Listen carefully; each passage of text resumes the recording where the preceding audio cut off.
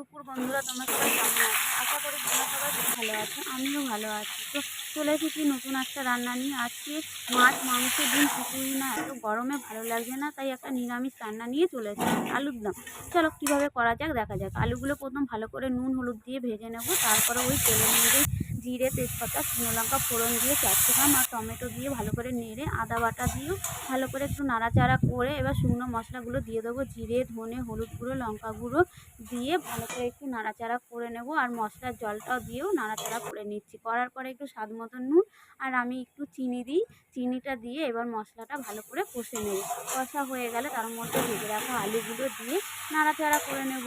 নাড়াচাড়া করেই এবার একটু জল দিয়ে দেবো। তো তোমরা আমার ভিডিওটা কে কোথা থেকে দেখছো একটু কমেন্টে জানিও।